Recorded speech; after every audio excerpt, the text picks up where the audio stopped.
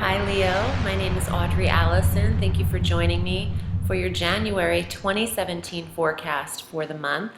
I am happy to be here. Thank you for tuning in.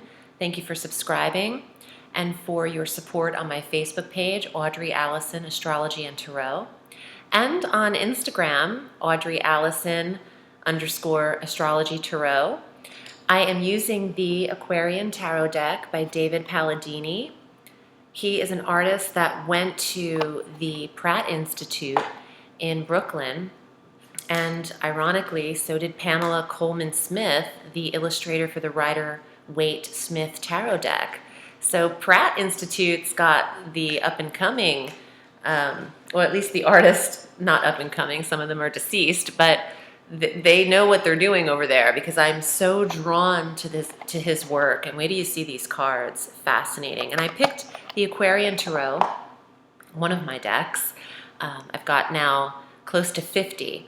So I picked this one because we have our Aquarian energy with the sun entering Aquarius and our new moon in Aquarius this month. So I'll be shuffling these vintage looking cards during the astrology forecast.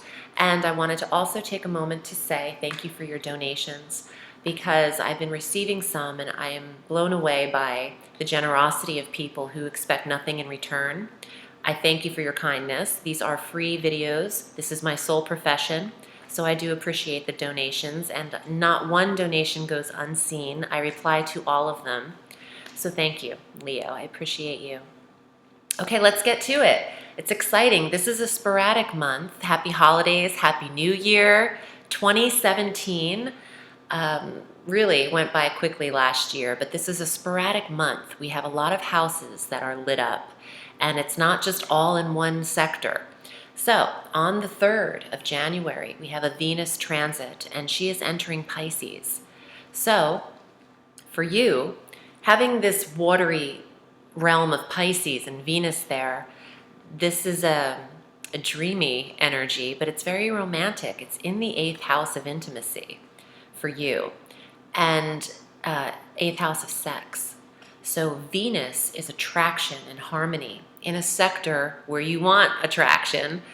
It's also, though, this will apply differently for a lot of Leos, because Venus in the 8th can be interpreted as money, shared resources. Venus is love and attraction, but she is security and finance, where she gets that energy from Taurus.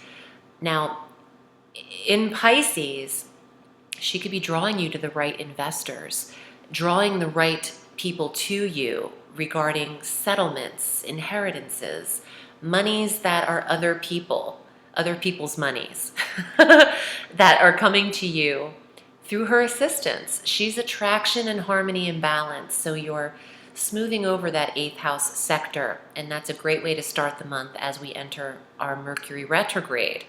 Mercury's retrograde at the top of January and will continue to be retrograde through the 8th.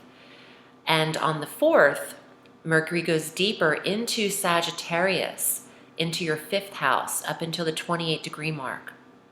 Please watch December's forecast, Leo, for a more accurate description of that retrograde. But having this planet go deeper affects the 5th house now and not the 6th house. So the 5th house of romance and children, the review and analyzation of your romantic entanglements, your lighthearted dating connections, the review of the details in any creative entrepreneurial endeavors that you are affiliated with or connected with. The review of who you're dating is strong, but also your children and knowing what they're up to and wanting information and details about them comes through as well. Oops. And that's just for about 4 or 5 days, from the 4th of January through the 8th. On the 12th, we have our full moon at 22 degrees of Cancer. And a full moon brings an illumination, a culmination in the sector that she shines, and this is the 12th house. So there's a real strong ending for Leo at this time, especially Leo rising. But And please watch all of those scopes, your ascendant, your sun sign, and your moon sign. But having the full moon in the 12th is about rest and completion. And coming out of this year of endings, this is a great place for a full moon in the sector of endings, because there's a release with this full moon for Leo. And you could release behavioral addictions or social addictions, emotional addictions at this time, around the 12th.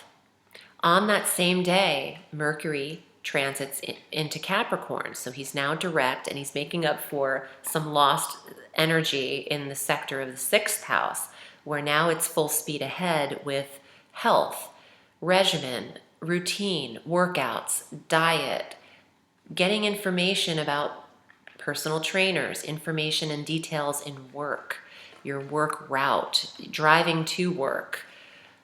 This is all smooth, full speed ahead with Mercury now direct there. He officially clears his shadow on the 28th of January. So that's the degree in which he retrograded at 15 degrees of Capricorn. So officially at the end of the month will be a really strong Mercury moving forward, direct motion. But he's officially direct on the 8th, moving into Capricorn on the 12th.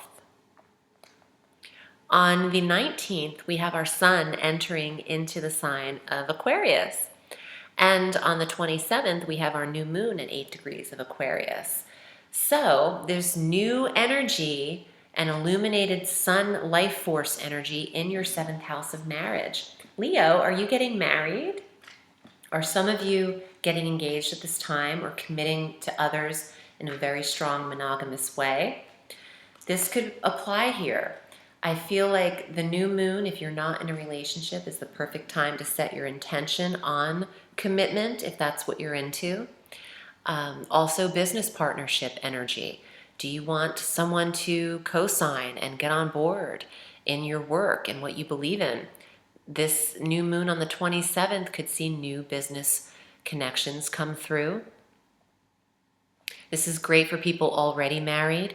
There is a new fresh start in the 7th house.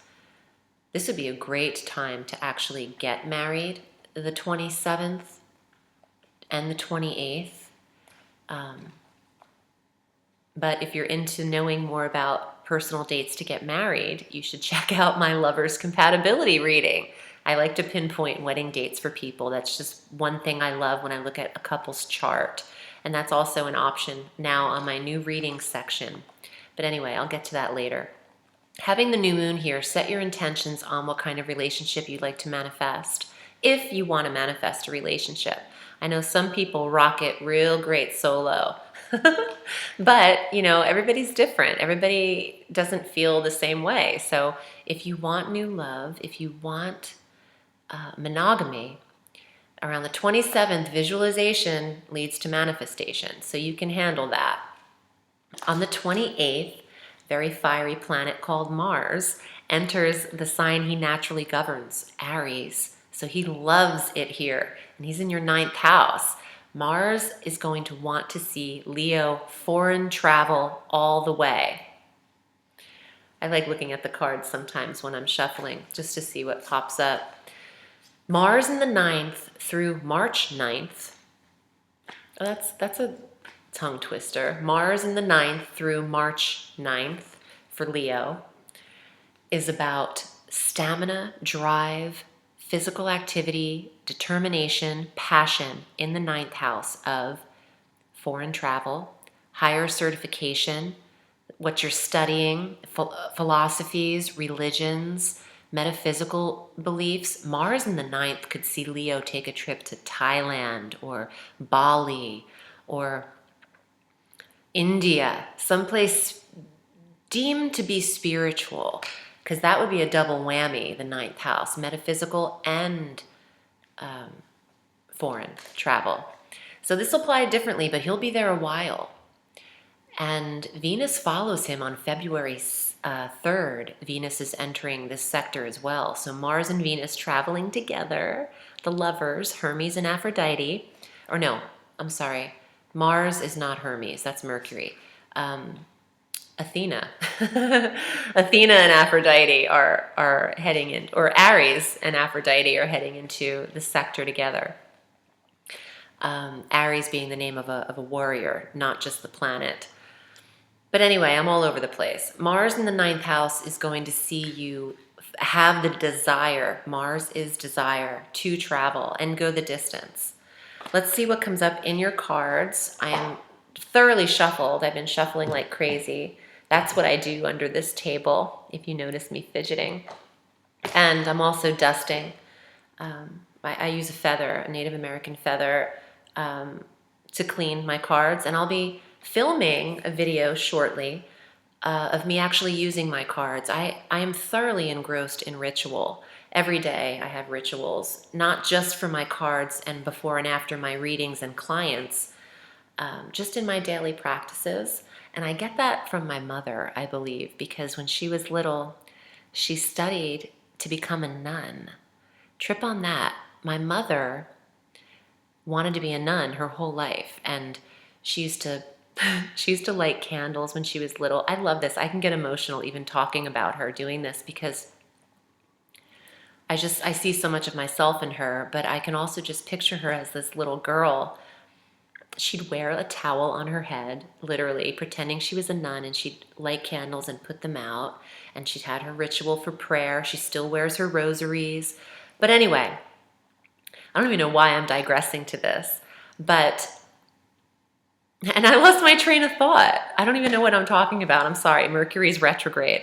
But I have your cards drawn, and what I want to say is I'm offering a reading, and regarding the rituals, I'm showing you what I do with the tarot, with my hands and my practices. It took me 3 years to get to this point. I don't share a lot of what I do with my cards because I have an intimate relationship with the tarot. I treat them like I would treat, relationships. I just have certain rituals and practices that I do, but I'm opening up. I'm wanting to share with the YouTubers what I do because I'm getting questions about it, and I see a lot of readers showing the cards, and I never really do because they're so personal to me. But I'm going to open up. So long story short, thank you for dealing with that. I think I get this ritual from my mother is where I was going with this. But I'll be incorporating my cards into other forecasts. And if you'd like to book with me, visit audreyallison.com and select your desired reading length. And I will get back to you after you place your order. And there's new readings on my website and a new readings tab. So check it out because it's super cute. And you can see some of the new readings I'm offering there as well, like the Lover's Compatibility Chart, where I can determine your wedding date or analyze your relationship. Okay, Leo. First card, the Fool. Look at the font on that too. I love these cards. They're super 70s. They're super sweet. I love them. Okay, so the Fool. See the 0 on the top of that card? This is the first card of the tarot. You are initiating a new beginning here, Leo. And that makes sense because your full moon is in your 12th house. You are ending and starting something completely new. And this could be a 12-year cycle kind of thing. 9 or 12-year cycle. So we'll see how this Fool applies. The Fool's about to embark on a new adventure. In the Rider-Waite-Smith deck, the original tarot illustrations of the Fool, there's probably a little bag at the end of his rod he's carrying, his staff, little satchel, like he's about to pack the few belongings he has, and he has a little dog nipping at his feet. He's about to jump off a cliff. He's about to go on an adventure. So we'll see how this applies. It's new beginnings, embarking on the new. 9 of Pentacles. I love it. This is the money tree. Seeds that are planted now can grow and manifest. The money tree in the back. Oh, I love that. Look at that white bird on her shoulder. Beautiful, beautiful cards. Growth, abundance, prosperity, health, and well-being is the 9 of Coins. Okay. Knight of Pentacles, Knight of Coins. He's bringing you money. He's bringing you some information too. The Knight could be a younger earth sign male, Virgo, Capricorn, or Taurus. Look at his mustache. He's hot. This guy's hot, and he's coming to bring you money. Ta-da! No, I think that, the Knights bring messages and they deliver information. Now with the coins here, this would be the delivering of money, not so much just communication. This is about earthly tangible possessions, material goods and services. Maybe some of you are waiting for someone to pay you back as well. I want to see what else comes up. You have 2 more cards. Another Knight. Now he's bringing some fire and passion to you. This could symbolize Leo, the younger fire sign, Aries, Leo, Sag. Or this is about movement, relocation. The Knight of Rods, Knight of Wands, Knight of Staves, that's the same thing, Knight of Fire. All 4 of those words mean the same card. So when you hear people saying wands, staves, rods, that's all fire. This is a card of relocation. So maybe Leo wants to move. And why not? I recommend it. It's great. Okay, let's see what else. Oh, hi! This is your last card, and this is the card of Leo in the Tarot. Strength. What the hell has he got down here? What is that? See that thing? Looks like a microphone wrapped in rubber bands. Anybody? Oh, no, it's a sword handle. Shit. Oh, okay, I see what's happening. Okay, so I haven't seen this card ever. I don't think I've ever pulled the Strength card from the Aquarian deck before, but look at that. Okay, so his sword is his strength there, and I guess he's holding a shield behind that. This is the card of Leo, and it is strength. Leo the lion. I'm surprised there's not a lion on his thing. He's got some kind of like greyhound dog happening in the corner with maybe a lion's mane. I don't know. All I know is that you're getting stronger. And he's very protected. This guy has got shoulder pads, shields, his sword. He's probably wearing knee pads underneath here. We just can't see it under the kilt. And I'm assuming he's wearing a kilt. I don't know why I'm getting like this aloof comical thing, but I'm getting that you're starting over and you're giddy about it. You're starting over in a new place, Leo, and maybe they're both headed in the same direction. Everybody's going the same way, except for this guy. Boom. So, you need some money. You need more money to move. That's what I just got as they're facing each other. You want to start a new beginning, but you need the resources to do it. Fine. You got them. You're going to get them. Let January manifest. Let the Mercury retrograde pass. This is stages of earnings here, and it's growing. So if you need money, you have this extra 9 of Pentacles. Give this some time. And maybe in the time of Leo, nah, it's too far out. I just feel like this card is representing you, period, and you know what it is you want. So you can go after it now, just like the Fool would. He's taking a step in a leap of faith, and he doesn't even know if he's going to go off the cliff or not. That's something Leo needs to consider right now. Take your own leap of faith. I hope this was helpful. I'm wishing you a sweet January, Leo. Remember, the sky is limitless, so reach for the stars.